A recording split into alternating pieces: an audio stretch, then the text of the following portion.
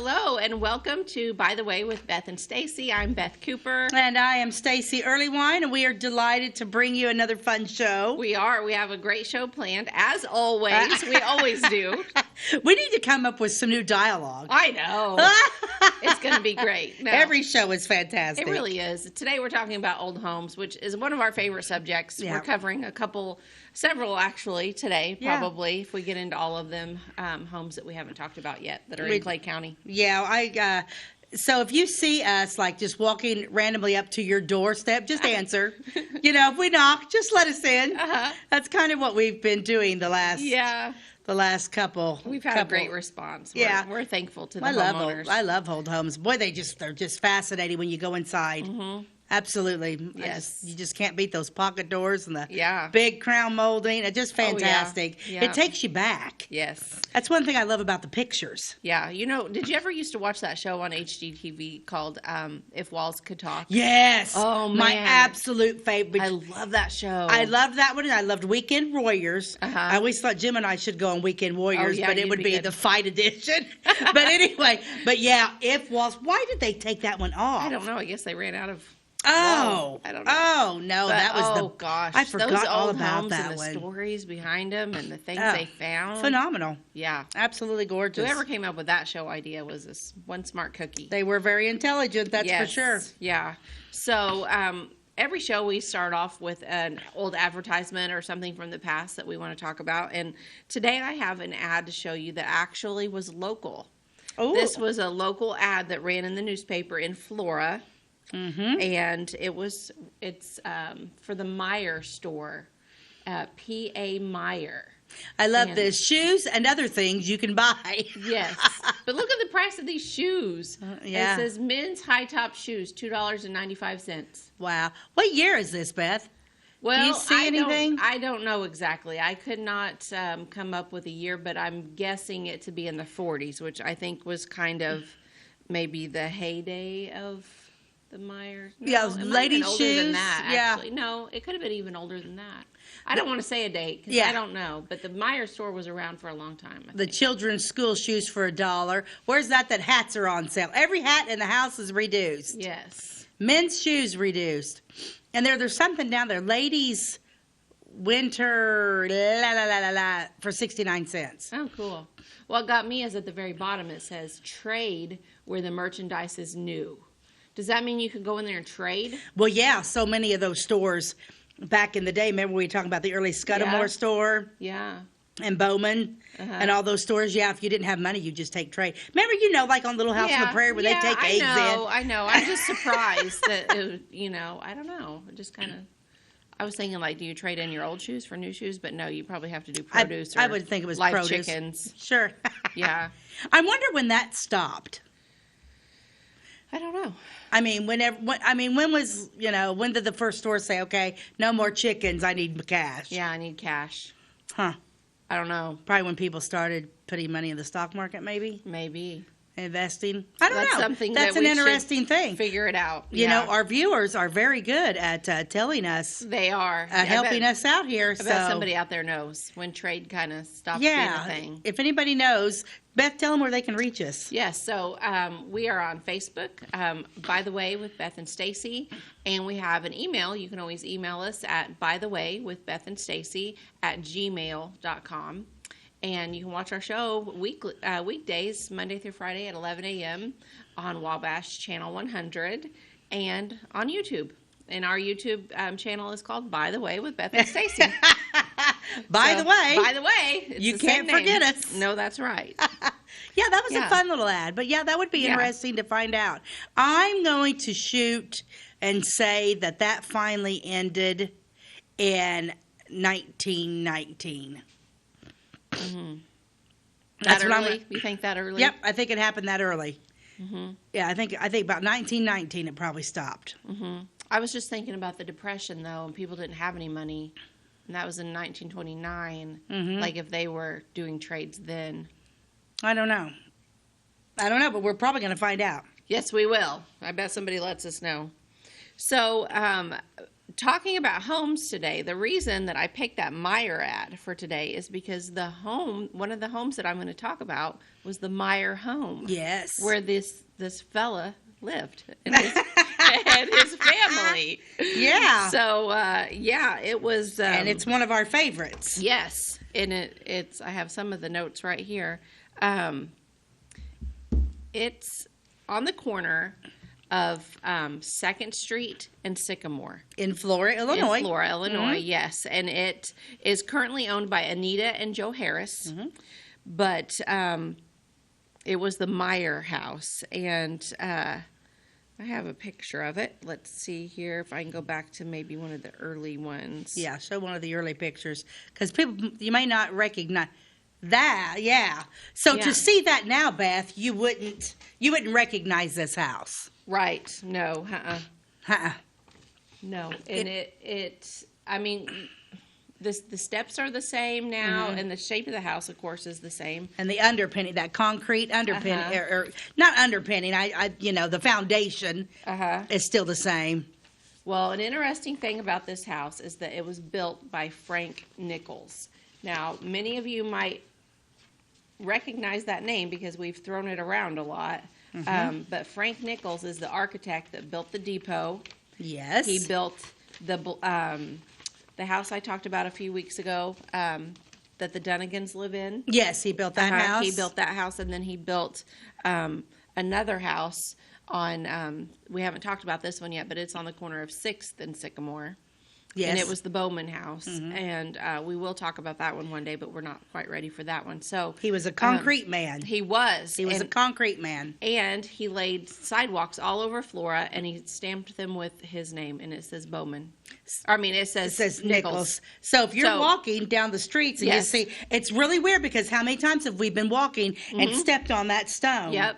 And this gentleman is the one that poured the concretes, and he had his stamp, and that's what it'll say. So when you take your spring walks now, look down because they're all over town. Yeah, if you're on an older sidewalk, they are everywhere. And, it's kind of cool. Yeah, it is. It is pretty cool. And I did give a brief history on him on another show, but he was kind of an interesting guy because he was very smart, very sought after as an architect, and very successful, and really, really good at what he did. Because he was a concrete man, the foundations of these homes are concrete, which at the time was not that common. It was more common to do like big tree logs and lumber.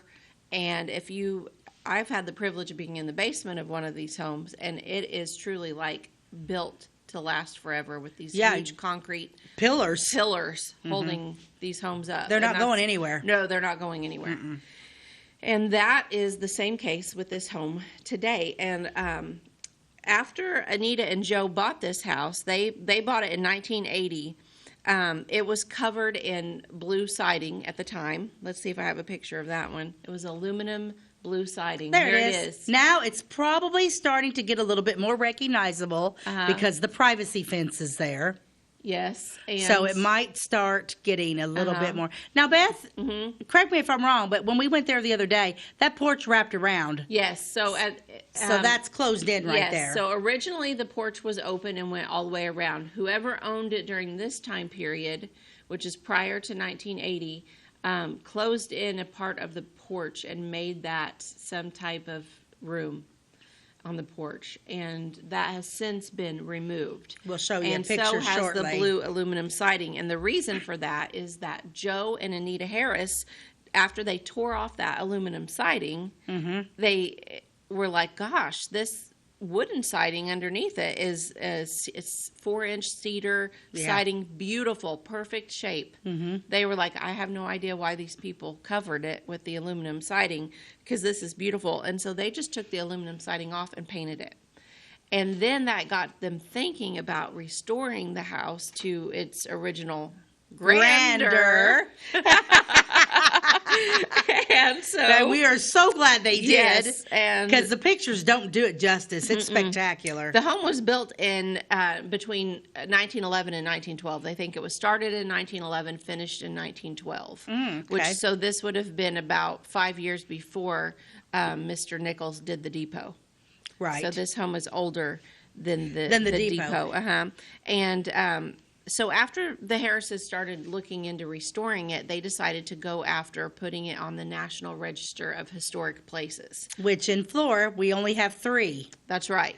3 in Florida. We have the Harris House and the Nutgrass Haskell's house. Yes, that one is on 3rd Street, right next to the Methodist Church. I call it the Etchison House. Yes, originally it was the Shriver House. The Shriver House. That is the topic of a future definitely. show. We're working on our research on that one. Yeah, and then the Depot. And then the Depot, yep. We only have 3. We have some beautiful old homes in Florida, so I'm going to encourage, though, if you live in an older home, I would, check into seeing that, because I don't think it might be time-consuming. Yes, I think it's time-consuming and a lot of paperwork, but I do know of one other home right now that is currently working on doing it. Mm-hmm. I wonder how old a home has to be to get on the historical, probably 100 years? I don't know. That's an excellent question. I don't know. Once again, by the way, if you know the answer, we can do that. Could be a quick Google search, I bet, when we go on break. Yeah, because I bet it has to be at least 100 years old. Mm-hmm. Huh. Yeah, interesting. And besides, we're just talking Florida right now. We haven't even investigated Xenia and Louisville. And, Well, you're going to talk about one today in Clay City. I'm going to talk about one in Clay City today. Yeah, one of my favorites. Well, this home was originally built by Pearl and Bess Meyer. Pearl is the guy that ran the P.A. Meyer store that I showed you the ad from. So he sold a lot of shoes and hats and made enough money, apparently, to build himself a brand new home built by the very best architect in town. Oh, yeah. Could you imagine when you're walking up to Mr. Nichols? Excuse me, Mr. Nichols, but hey, can I hire you to build a house for me? Yeah, of course, like a $3,000 to build that beautiful Victorian that the Woolovers are restoring right now, which we are so thankful they're doing that. But what was it that Mr. Woolover told us, if the house was built for $3,000 back in the late 1800s, but now to restore it would be millions of dollars. $4 million or something, I think.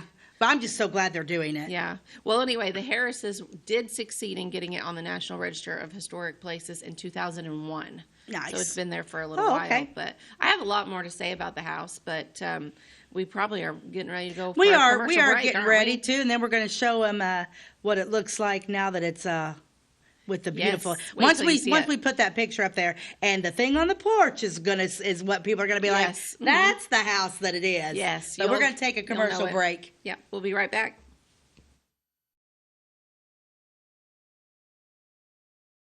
At your locally owned Napa Auto Parts stores in Flora and Louisville, you can count on experts to have the solutions to keep you running on the road or in the field.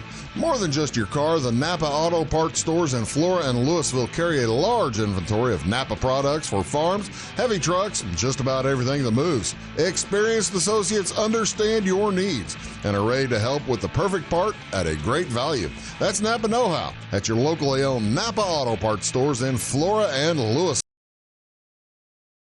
East edge of Flora is your one-stop do-it-all shop. Looking for rugged boots and footwear from great brands like Lacrosse, Rocky, and Carolina? They're there. How about top-notch small engine parts and service? Briscoe Surplus Sales has it. Whether you're wiring your switches or switching your wiring, Briscoe Surplus Sales has the solution and the know-how to help you get the job done right the first time. Briscoe Surplus Sales, your one-stop do-it-all shop. We like technology at Flora Savings Bank. Here's what you can accomplish in our mobile banking app in less than 30 seconds. See account balances in your transactions, set up an account alert, make a transfer between accounts, get an alert text message about your transfer, pay a bill, turn your debit card off and then back on. It all happens in the palm of your hand with our free My Bank to Go app. Search My Bank to Go in the App Store or Google Play and give mobile banking a try. Flora Savings Bank, member FDIC and equal housing lender.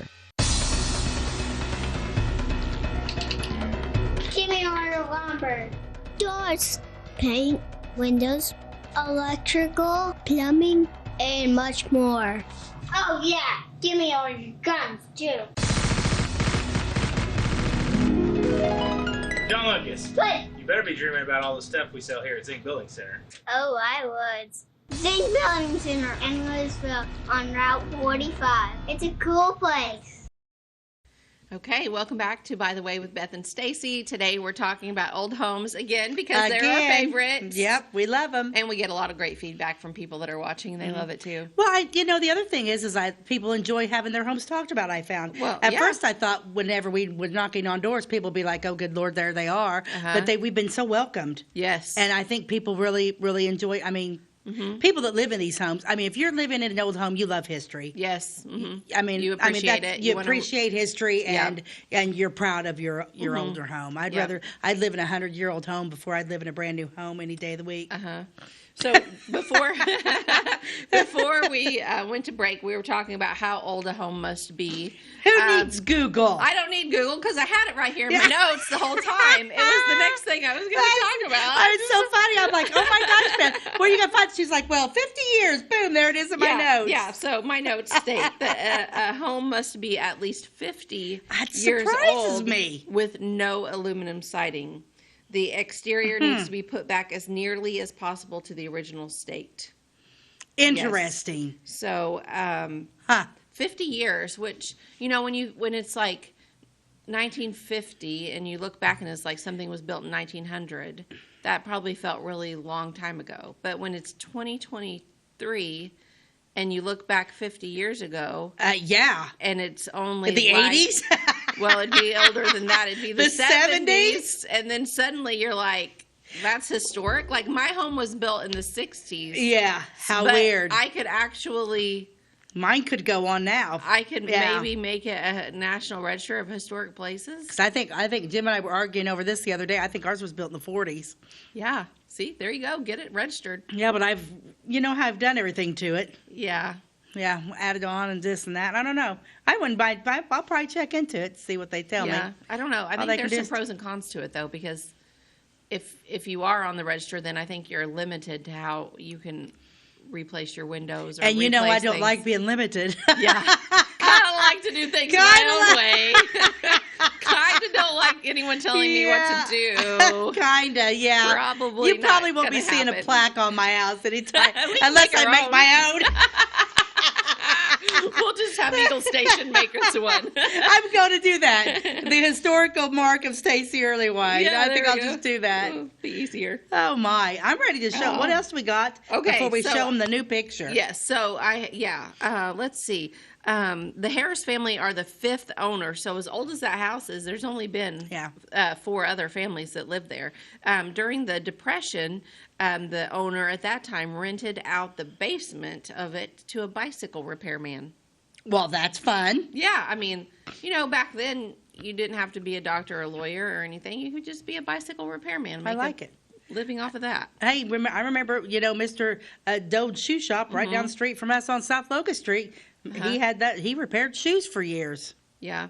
Isn't that funny? Now we're in a disposable world. We are. So the first owners were the Meyer family. The second owners were the Petersons. They had 5 children, and they were the ones that designed the second story and put in a stairway. So the home originally was only 1 story, but had an attic space above it that wasn't really finished. But then the family with 5 kids moved in and was like, woohoo, not enough space. We're gonna, I think there was a sleeping porch upstairs, and I think it might still be there. But anyway, they decided to just make it a whole second story, and they went, and I hadn't really thought about doing this, but the staircase that's in that home was purchased secondhand. Yes. They went to I don't know. What was the story? Not an antique store. It was like a. Oh my goodness! I'm trying to think the story that they told us about that. Like a salvage place for like home stuff. Yeah. I forgot what they called it, but anyway, they found the staircase there and they purchased it and put it in the home. It's beautiful too. By the way, it is beautiful. Yeah, very pretty. At one point, somebody that lived there, they suspect, and they don't know this for sure, but there's a lot of signs that point to a fire in the upstairs, and they are kind of wondering if someone tried to purposely burn the house down to get out of debt.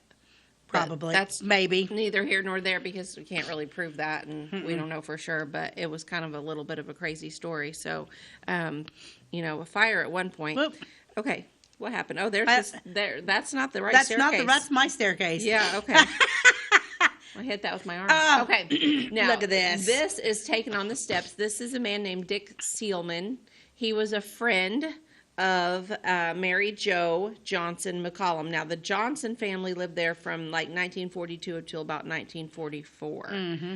And here's a picture of Mary Jo. Oh, this on was the in stairs. 1943, right in front of the home. They got the little great? wreath back there. And honestly, like if you were to visit this home today, those steps still there. The sidewalk. So's that door. The sidewalk is stamped with Frank Nichols' name. The door is the original. Same. Yes, Yeah, it's fantastic. Is beautiful. I mean, it's like you just step back in time. How cute is she? I love it. Here's another picture of them from 1943. This is Mary Jo with her friend Dick Seelman. And I kind of wonder if they were dating at the time. I don't know. They look a little chummy. That's not who she married, but No. it is cute. It is. Cute picture. So, yeah, love I the love whole it. 1940s. Oh, yeah, vibe. definitely. Definitely. Yes. All So, right. That's great. And then here's a picture of the home. There. This is in the midst of the work, so you can see that side of the house is not painted. This was after they were taking off the siding and then they were painting it yellow, which is how it stands today. Is this very pretty shade of like buttery It's a yellow. buttercream yellow. That's what I would call it. Yeah, it's beautiful. Buttercream. So. Do you have a picture of it finished? I can't remember. No. Okay. I guess this is the one that is the closest. Yeah, this house sits right behind the Dunnigan house. So it's like if you back behind the Dunnigan house and then where the building is where the dentist was at, Angie Borelli's office, right in there. It's and the thing about it is that you'll recognize is like on their front porch is a replica of the house that somebody had built Yes, they have a little replica house on their porch. And they said it's incredibly heavy, and they've got lights on it. They light it up. It's beautiful. During the... Yeah, so again, this home is on the corner of Sycamore and East 2nd Street in Flora. So drive by it and honk. Yes. I think they'll love it. Let's see. Oh, I was going to mention that it was a Queen Anne style. Ooh, Queen Anne. And there's only a few Queen Anne styles in Flora. Let's see. I have notes on which ones they are. 116 Oak Street. Which one would that be? I don't know, but we'll probably be driving by today. Where is Oak Street? Oak Street. Oh, is that Wait, let me think for a north minute. of Dairy Queen? That's Now Elm's over there, so it's. I think that's Elm. That's Elm is north of Dairy Queen. Okay, we'll have to think about that one. 230 East 3rd. Okay. So I think that is maybe the one that Randall Flood lives in. I don't It's know a if that. blue I don't think Victorian? that. That's probably. And I know that is the Spitzner house, which we'd like to do it too. We'll have to.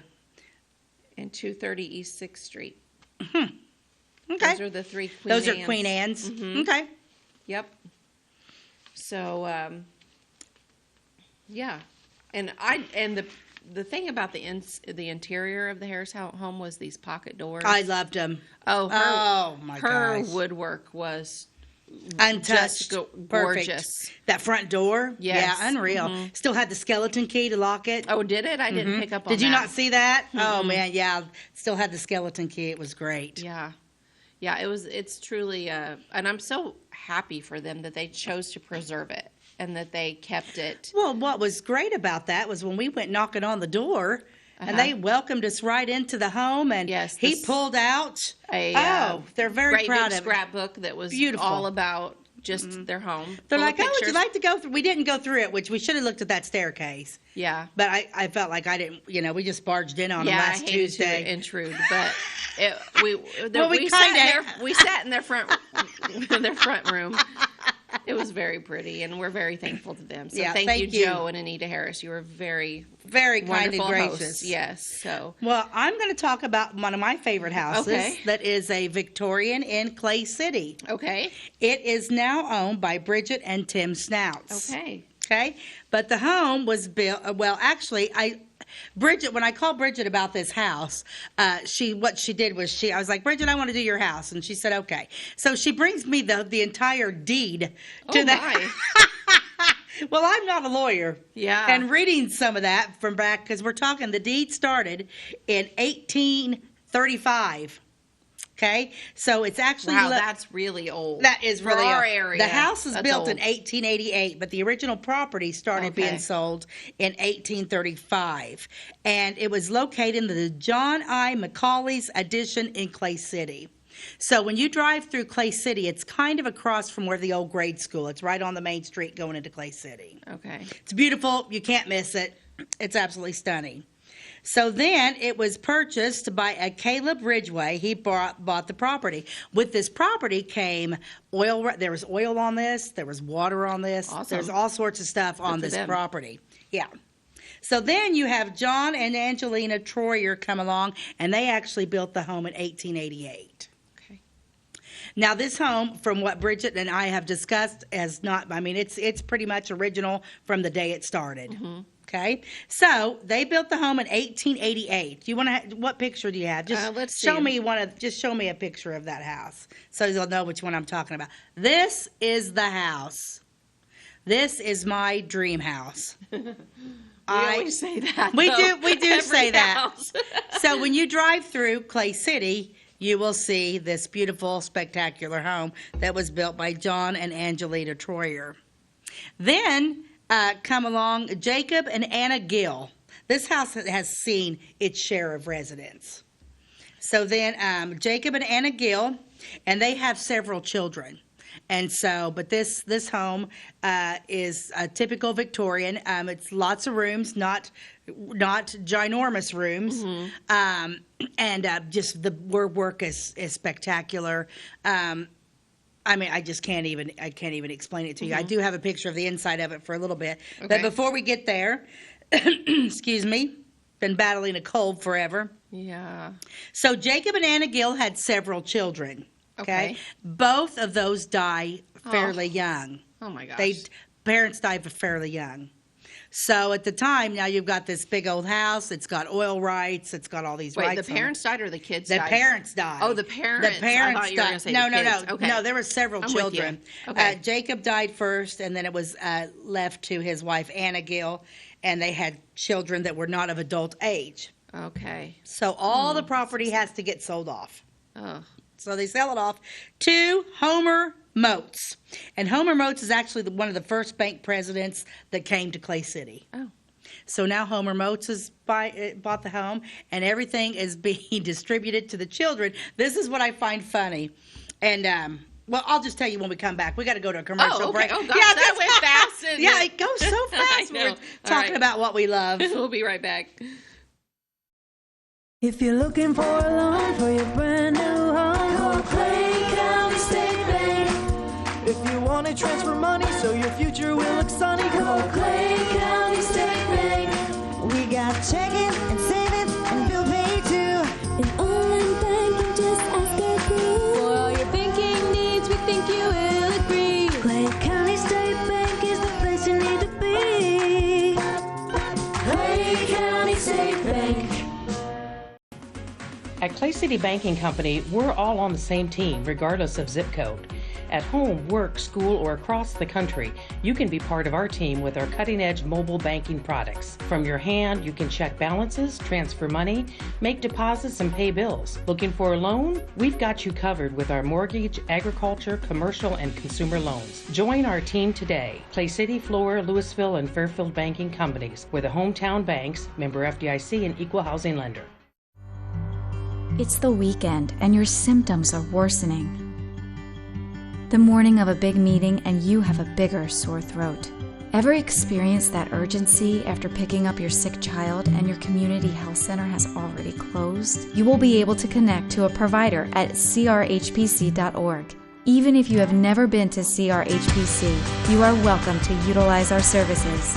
Feel better after scheduling a video visit with CRHPC. Tomorrow. Some fear the uncertainty it brings. Some trust the promise it holds. At Grinnell Mutual, we are always looking forward to tomorrow, growing and innovating. So even if the plans you have for the future aren't the same as the plans that the future holds for you, you could be ready. Because we'll be ready, like we have been for over 100 years. Trust in that. Trust in tomorrow. Talk to your mutual agent today. Your local agent is on the square. Louisville, Clay County Farmers Mutual Insurance. Welcome back to By the Way with Beth and Stacey. Today we're talking about old homes, and Yes. Stacey is telling us all about one in Clay City. Yes, I'm talking about the Bridget and Tim Schnautz house that's in Clay City, the big, beautiful Victorian when you drive through. We were just talking about the one of the original owners, Jacob and Anna Gill, who had several children. And so the dad passes away fairly young. The mom passes away. The children are not of adult age. And now the first bank president in Clay City, Mr. Homer Moats, steps in and he buys the property. Okay? So on this property, after talking to Bridget, there was like oil on this property and it had like lots of different mineral rights to it. So Which equals money. Because when I was talking to Bridget, actually, she owns it now. She just owns the house and the property, but not the oil right, none of the oil rights. Because at the time when these children needed the money, all that was sold. I don't know. Like I said, Bridget brought me the deed to the house, which was this thick, and I was reading through some of it, and my mind was like twisted. Yeah. That's a lot to take in. It was a lot to take in. But basically, they sold it off. But this is what I find funny. There was several children, boys and girls. But when they sold all the gas rights and the oil rights and all the mineral rights off, the boys all received $2,000. The girls received $1,000. Oh, I hate that. Yeah, I was reading that. I'm like, flip back through there. I'm like, yeah. And it named them all.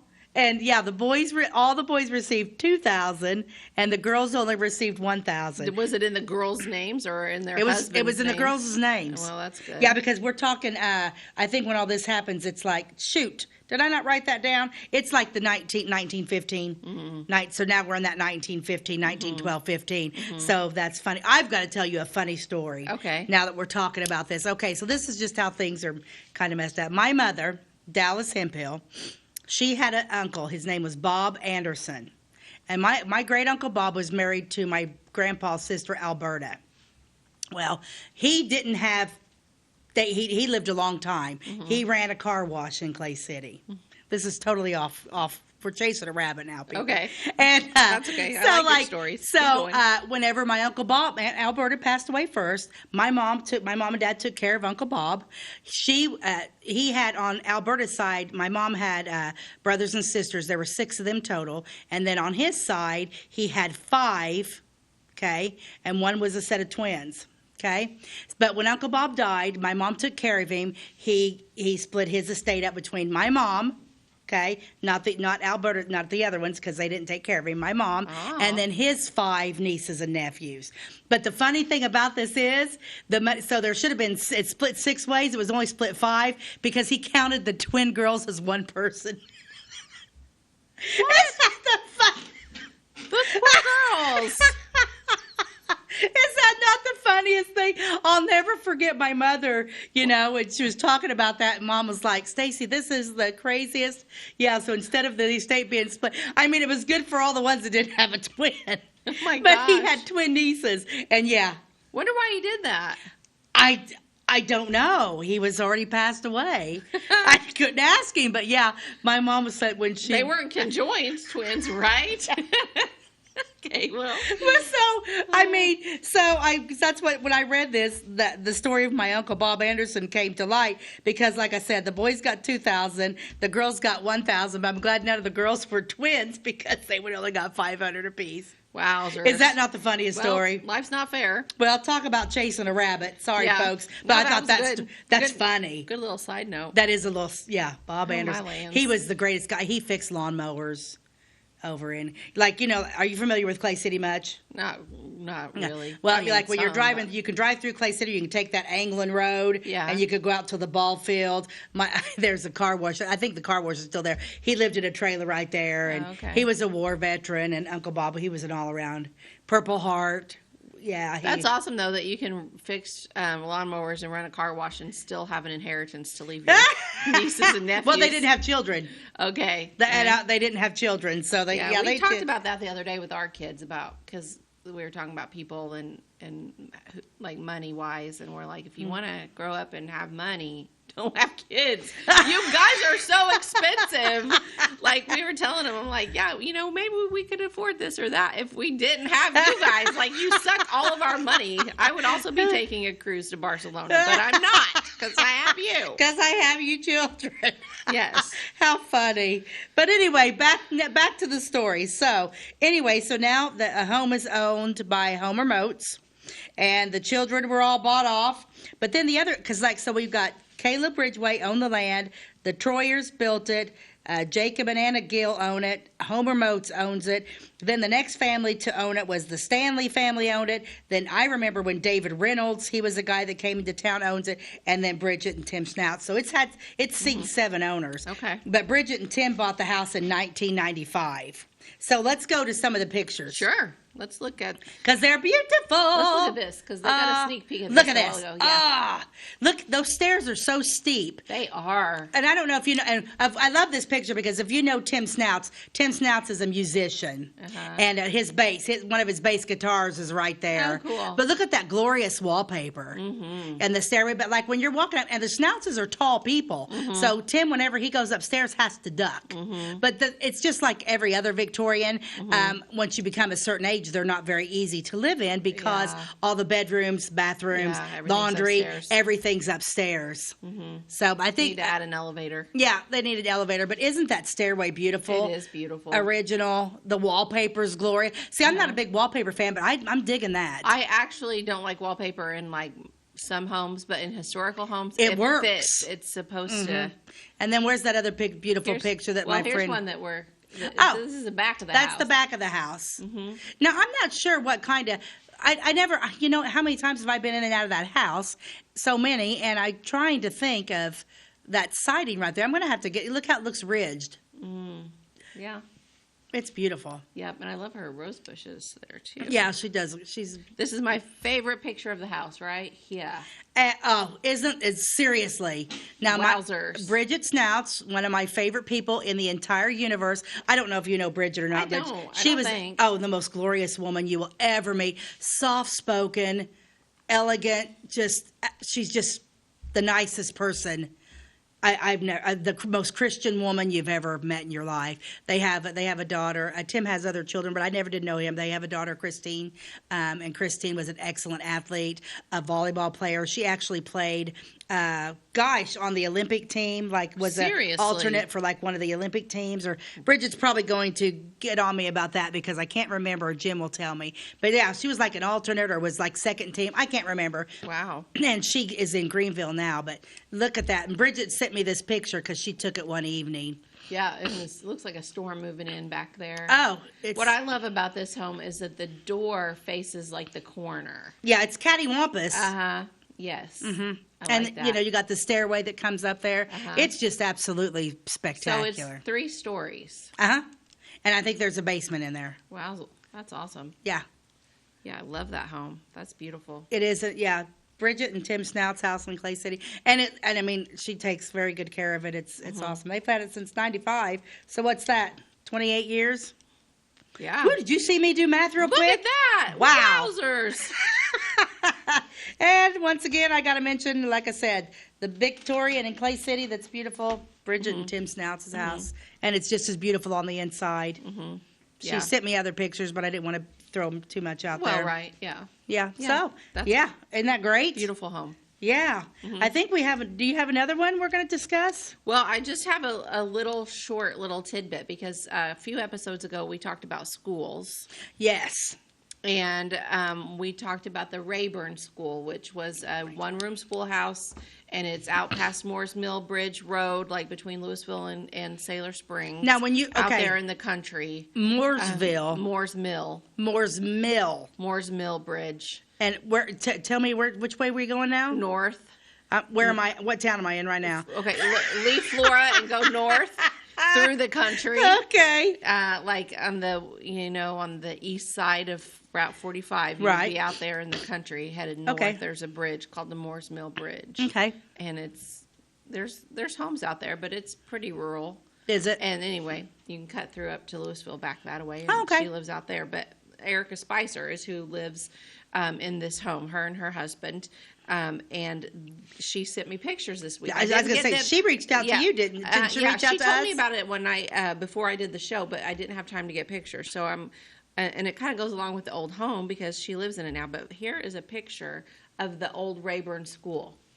And there's the bell up there, which somebody put in their front yard in Flora for a while. And then note the well. I was Do you see the just pump? looking at the well water pump and the well there. Yes. Okay. So that was the Rayburn School. Then now look at the bicycle real quick. What year is this? Well, that looks like a bike that looks like probably early 80s or late 70s because that's a banana seat bicycle. That's a banana seat, yeah. So this is not in the heyday of the school, but it did sit there like that for a long time, even after it was closed as a school. You know what? I think then some of my research that I've been doing. Even then, someone was living. I think I've got a picture of the Rayburns. I think I've got some old pictures with the school children standing in front of that place. Really? Okay. Well, I'm pretty sure I do. Take a look at this. Because this is what it looks like today, and isn't that beautiful? So, see the well? See the pump? Oh, they kept it. It's still there. The bell is gone because somebody else bought that, but the rest of that is original. And okay, can you go back? I want to see that front door. Uh-huh. Okay, so like here it is. Because is that still that same peak then? The same. See, yeah. like when you enter that. Mm-hmm. Let's go back. Let's go back. Yep, same peak. Wow, mm-hmm. I love that. Now, what happened? When did they? So they purchased it. They're not the first people to restore it from a school. It looks like even in this old picture, it says now a residence. I think somebody's living there even then. And this was probably in the 70s. I love or it. 80s. It says note the bell. Note the bell. Wonder who got the bell. Somebody that lived along Old Route 50 in Flora is what I was told. I don't know. And you think it's out in their yard? Well, it was. I don't know. I don't know if it still is, but they said it sat there for years. Huh. And then That's this cool. is it today. So I love it. Beautiful home. Thank you, Erica, for sharing those with us. And I love your house. And I think it's awesome that they have kept so much of it original. I wonder what the inside's like. Well, Did she's she the say? one that said that the walls were insulated with horsehair. Yeah, tell that story. And that even in her closet, sometimes horsehair would poke through and was like getting on her clothes because it was like coming through the cracks or whatever of the closet. So she actually had to have her husband go in there and seal that a little better so that the insulation wasn't coming out onto her So clothing. they never did gut it. I mean, No, like the it walls has never not came been down. gutted. Horsehair, huh? I mean, I from my conversation with her, I do not think any of it's ever been gutted. But I mean, she could correct us on that. I mean, maybe partially, but no, I think it's pretty much like it was. So I'm thinking horsehair, and I'm like, so, I mean, they just brushed those horses and kept the hair and thought, what can we use this for? Yeah, interesting. Insulation.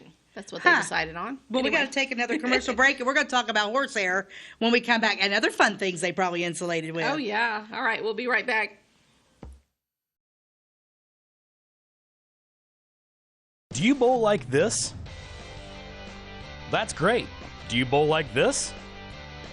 That's great too. That's because whether you're a pro or you just want to have a lot of fun, at Pegel's Silver Dollar Lanes, we have a lane for you. We have galaxy bowling, gaming for kids and adults, Joe's Pizza, a full bar, darts, pool, and fresh and clean bowling shoes. Boy, does that smell nice. So come on down to Pegel Silver Dollar Lanes in Effingham, where we have a lane for you.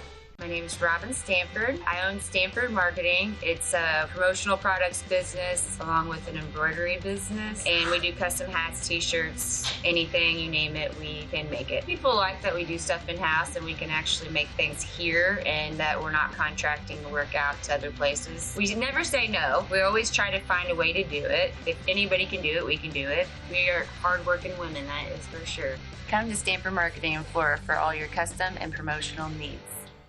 The insurance specialists have options to tailor to your needs at CSI Insurance Brokers. Experienced insurance brokers at CSI are skilled with all types of insurance plans and policies and represent many companies, including Safeco Insurance. You'll benefit from their detailed expertise, unbeatable premiums, and commitment to customer service. CSI Insurance Brokers and Safeco Insurance Company, providing affordable rates on quality insurance since 1952. For over 50 years, at your locally owned and operated Royal King Supply in Salem and Olney, we've helped you and your neighbors enjoy an easy country lifestyle. We carry the most thorough sporting goods department around with a huge variety of hunting and fishing gear, camping equipment, and a variety of firearms for any need. Our team is here to help you find whatever you need. Open every day, it's Royal King in Salem and Olney, your locally owned farm and home store. Welcome back to By the Way with Beth and Stacey. I'm Beth Cooper. And I am Stacey Earlywine, and we are talking about our favorite love, not our husbands. Old houses. Old houses. It's like old houses, husbands. God, old houses, husbands. No, that's mean. I love my husband more than old houses, but I do love old houses so much. Oh, gosh, did I ever tell you about that time whenever, I may have already told that story about whenever NAL, their corporate was moving to Paris, and a lot of the people were buying, a lot of corporate was going to go, and they were all looking at brand new homes and stuff like this, and they most of them moved to Marshall. Yeah. And Jim was terrified because at that time he worked for corporate, but then he finagled away and ended up staying in Flora. And but anyway, so yeah, he said, yeah, my wife's going to take me to the crappiest part of Paris and buy the oldest, ugliest. Everybody else is looking at these new homes by the golf course, and Jim's like, "Where's the rundown part of town? My wife's taking me there." He was Does he know you or what? He was so terrified because we did go take a look at Paris. Everybody's going to Marshall. I said, "Well, let's go see what Paris has to offer." And he was like, "Oh gosh," and I'm like, "Ooh, look at that one." He's like, "Yeah, the one that half the roof is gone. Yeah, you can fix it. You can fix it, honey. You can do anything." Oh, goodness. Well, we're going to touch on another one. Okay. One more quickly here. And you remember when we had a conversation about power with strong women? Yes. Mm-hmm. Okay, we're going to talk a little bit about the Medley.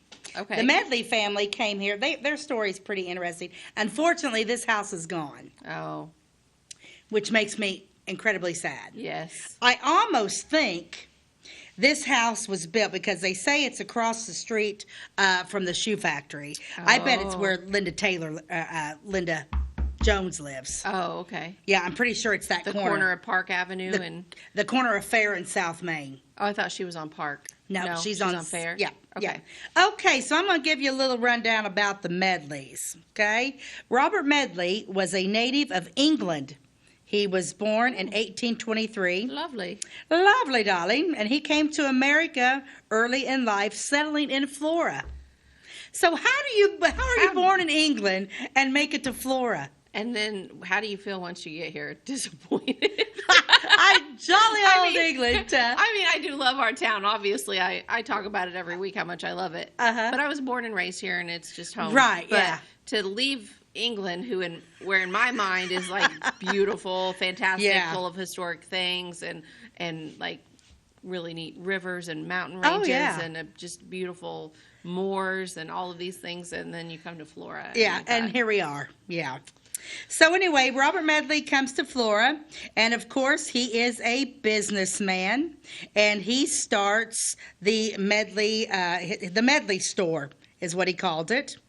And he started it on West North Avenue and there in downtown Flora. It's actually his store was where Stanford Marketing is now. Oh, okay. So that's where it was actually at. Okay. Okay. The Robert Medley store was popular with westbound wagon train travelers. Oh. So like when they came in from the west, Medley store was the first. They were headed to the west. They were headed to the west. It's like real life Oregon Trail here, people. For those of you that play Oregon Trail, like this is where they would stop. It really is. They would trade off their goods that they had, fish that they'd caught or whatever, and buy some grease for their wagon wheels. Oh, it's crazy because his store, farm produce could be brought as well as grain for the animals and candles and other items traded from farmers in the area. Almost every known need of the travelers could be met at the Medleys. This landmark and haven for the westward bound carried everything from shoes, calico, and clothing to lumber and boots. Yeah, this is interesting too. It was even said that buttermilk on river ice could be had by the jugful. Buttermilk.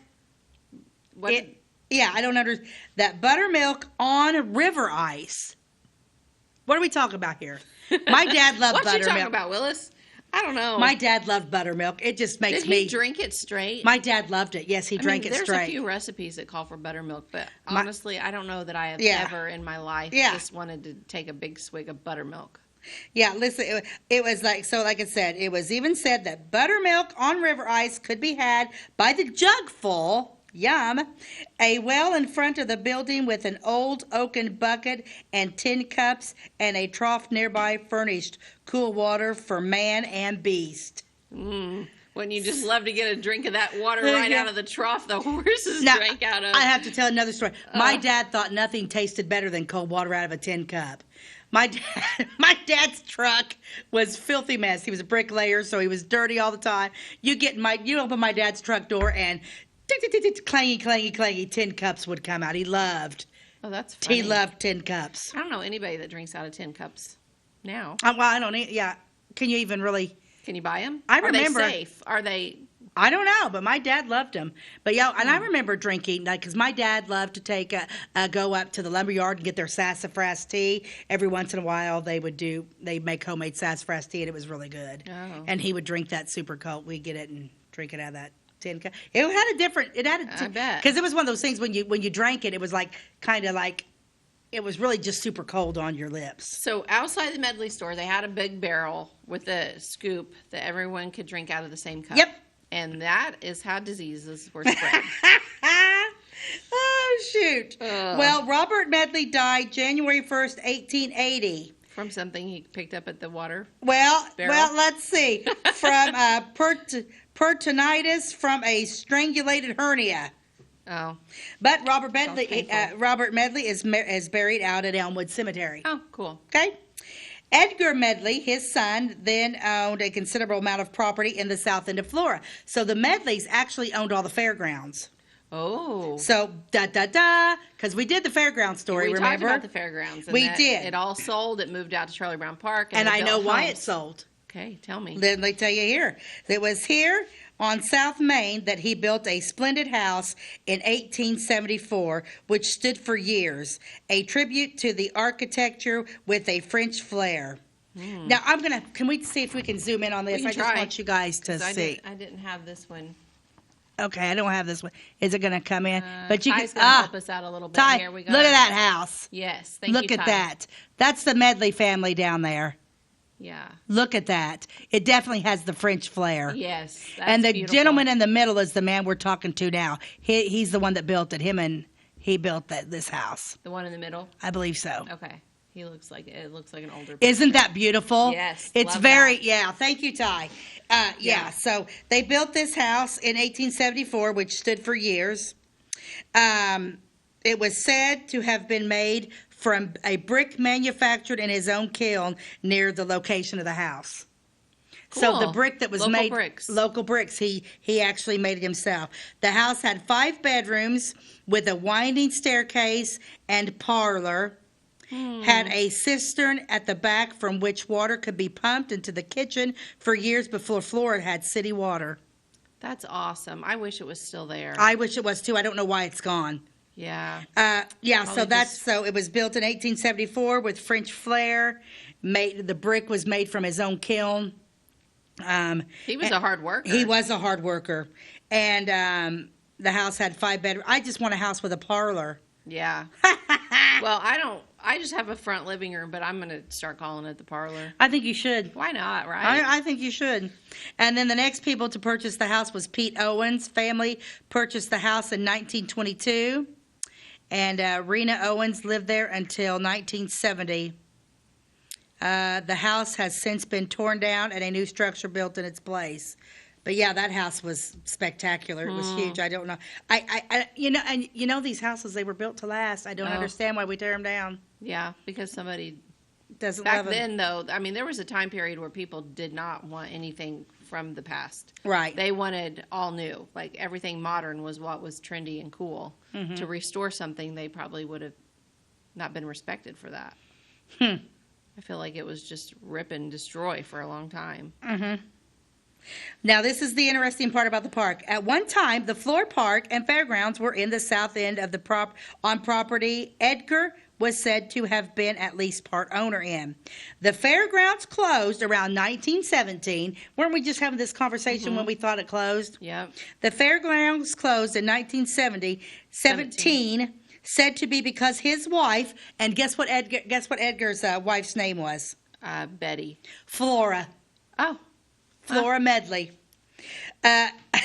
She objected to the horse racing, which was conducted there.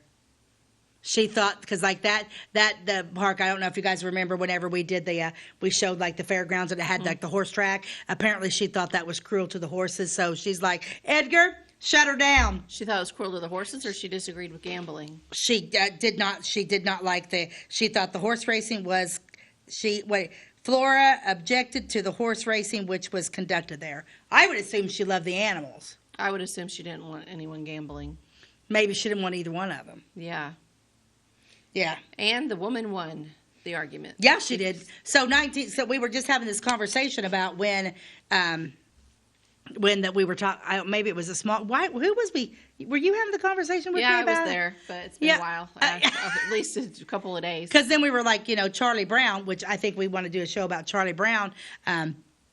Our park is not named after the Snoopy's character. No, and it is not spelled like that either, and it just like is a knife through my heart every time somebody spells it wrong. Yeah. There's a big banner downtown right now for an event at Charlie Brown Park, and they spelled it wrong. They spelled it. Yeah, it's not like the Snoopy character. No. So, but anyway, so that was the beautiful house there on the south end of town. Mm-hmm. The Medley house. But so 1917 is when the fairgrounds moved. So I'm not sure. I can't remember exactly about Charlie Brown when all that happened, but his wife's name was Minnie. She was wonderful. She donated all of the land that Charlie Brown Park is to our city. To our city, and basically put it in a contract, from my understanding, that it could never be sold. Yeah. For like. Exactly, but there's something to that. Yeah. But our show's almost out. Let's end with a rule to live by. A rule to live by. We always end with a rule to live by. I found this funny rule to live by. Oh, a funny one. It is, because it's silly. Okay. Let me find it, because, I know what it is. Here it is. Don't shoot yourself in your right foot.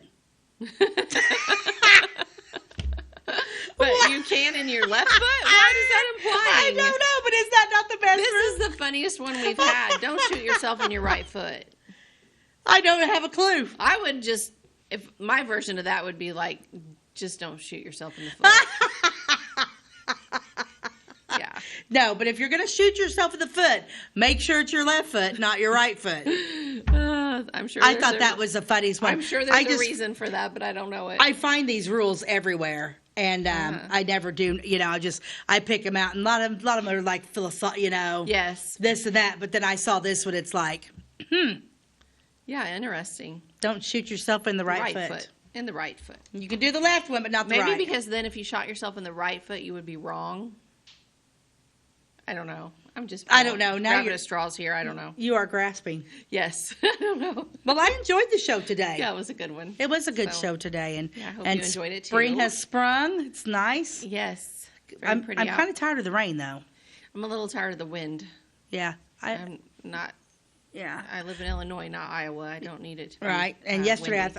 I think my air conditioner was running yesterday. Yeah, ours was too. Oh, I really wanted some time with the windows open, but so be it. And that's our show for today. Thank you for joining us. We'll see you guys next time. Bye-bye. Bye-bye. God bless you.